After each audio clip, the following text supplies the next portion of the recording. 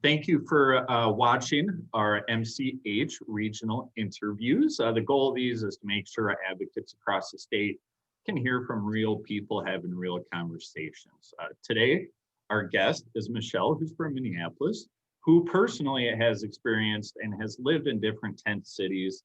She's now able to stay at a hotel because of some of the resources we've been able to secure to make sure people have safe spaces during this pandemic. So without further ado, Michelle, I'm just going to dive right in and ask you our first question. In your experience, just personally and what you see in the community, how much of a need is there for more shelter beds for people to stay in? I mean, it's very important. Like right now, we just found out, we were a little bit scared that we weren't going to be able to stay here at the hotel any longer. And with the, COVID was at its peak again. It's really important. I have severe asthma, and my significant other has congestive heart failure, and we have been able to stay COVID free, being able to stay here in the hotel. And with my advocate that helps me, every day and get, my food stamps and we've been looking for housing and stay safe and off the streets. Right. And warm. It's cold outside. Right. That's so I think it's amazing that you're willing to let us interview you and have this conversation. So if you're willing, are you able to just give us a glimpse, and for the advocates that are watching this, can you give us a glimpse what it was like to stay in the tent city and what it's like now to be in the hotel? Well, I had stayed at Tent City for about 6 months. I was at Powderhorn Park. And it was rough. It was rough. I mean, it was in the summer, it was hot. It was, showering, the crime was high. During that time, towards the end, when they came in, I lost my dog she was 14 years old, and they came in, they bulldozed everything over. We had nothing. We were stuck with nothing, and it was just a blessing that the people who came and walked around, they took our names for this place. They gave us a call, and we were able to come here. Yeah, it was crucial living in Tent City. It Like I said, there's no lights. You don't have anything. No running water.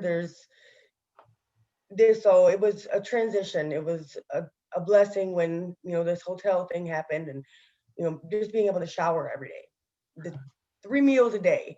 We get to eat. It's cold. Thanksgiving, they went out for us, a huge meal for us. And it's just, I'm so grateful. So I think it's great that you're lifting up some of the positives, that's happened in this pandemic. So can you explain some of what has been really helpful now that you're at the hotel, you're working with St. Stephen's? What are some of the things that they're able to provide? You mentioned meals, but what else is there that's been really helpful? I have gotten my ID. They have been able to provide me with like vouchers so I can get my ID. I've gotten my birth certificate, my social security card, which were all steps that I needed before I can get into housing. They did a housing application. So now I'm working on like getting on GRH and things like that. And it's all a process that it all takes time. And they always they always are checking in on you. You see them in the halls, and they say hi and things like that. If I'm any type of mental problem, if I'm struggling with anything, they're there. So if I ever have any questions or anything, I'm like, how do I do this? Whatever. They're there with resources all the time. So Right. So it sounds like the resources you're talking about have been really tangible, and also just the aspect of people being there that know how to do this stuff. We only know right. Right? So Mm-hmm. with that in mind, I'm just wondering if I think, this is the first time we've met, but I can, in our pre-conversation before this, I can already tell like you know so much and you've gone through a lot. Just why is there something that you'd want to tell Minnesotans across the state that may or may not be aware of our crisis around homelessness? Is there something you'd like to tell them? Well, I know that there's a lot of people that some people are looking at it negatively. They see, there's people, a lot of homeless people, they look at them and they're like, okay, it's a problem. or they can't relate, you know, with this situation, with the pandemic going on right now. If it would be so much worse, and we probably would have lost so many more lives had these hotels have not opened up for us.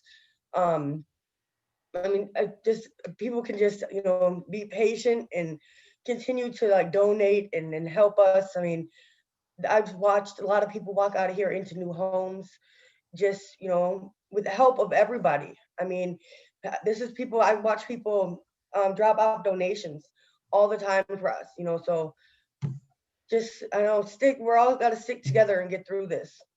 Oh, thank you, Michelle. That's a powerful way to end this interview. Mhm. If somebody is watching this, what Michelle has been saying, a lot of people have been having to live in tent cities, luckily have hotels. So I'm just really hoping that you listen and you listen intently to what Michelle has said. Michelle, thank you again so much for letting us have this conversation. You're welcome.